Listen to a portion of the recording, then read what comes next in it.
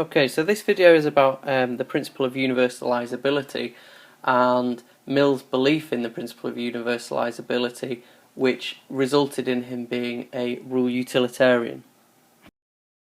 So like Bentham, Mill is a hedonist, which means that what we should be doing is we should be trying to maximise happiness. In other words, we should be trying to create in our actions as much happiness as possible. So ultimately for Mill, what we should be doing is we should be creating a society which is happy. Now for Mill, society is made up of individuals, so really all society is a collection of individuals.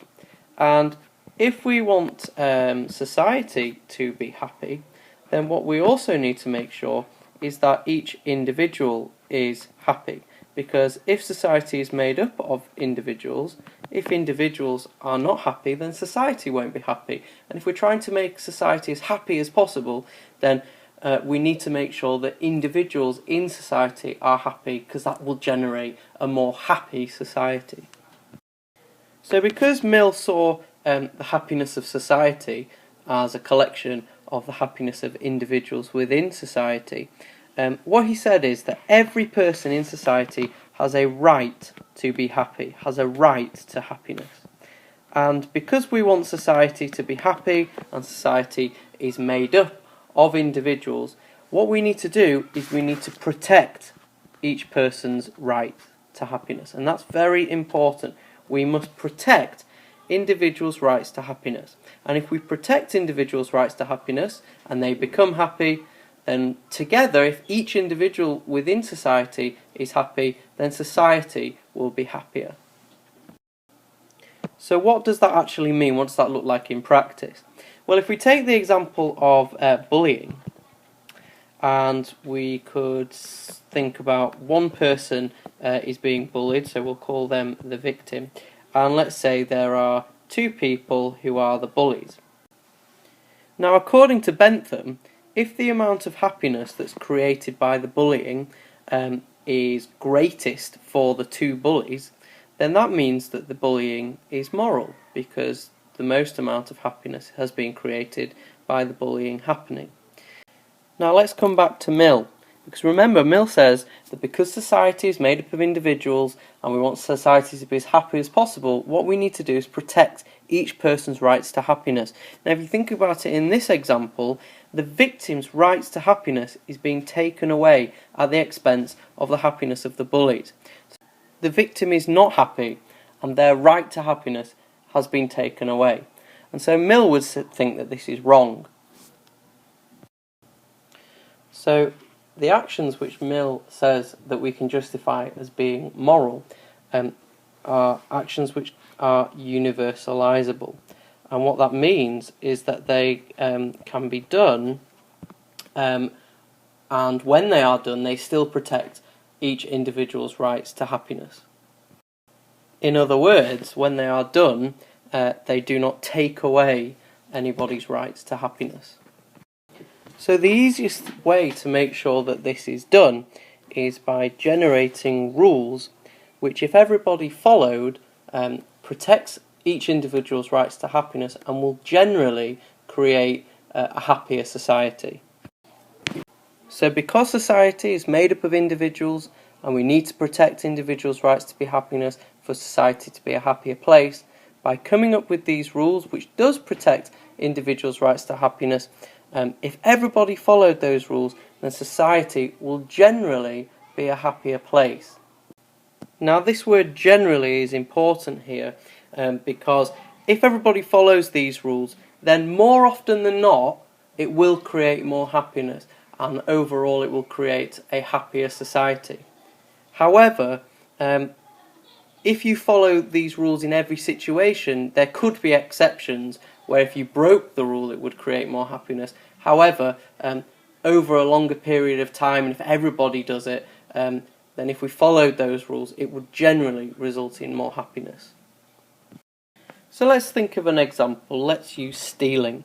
So if a thief walks into a shop and steals from the shopkeeper, then that is not protecting the shopkeeper's right to happiness, because by making himself happy, the thief has exploited the shopkeeper and has taken away the shopkeeper's right to happiness. So therefore we would need to ask, is stealing universalisable? Does it protect everybody's rights to happiness? And would it, if everybody stole, would it make society a happier place? Well, no, it wouldn't, because it exploits people, it takes away people's rights to happiness, and so therefore it does not make society a happier place, and so therefore it cannot be justified as moral.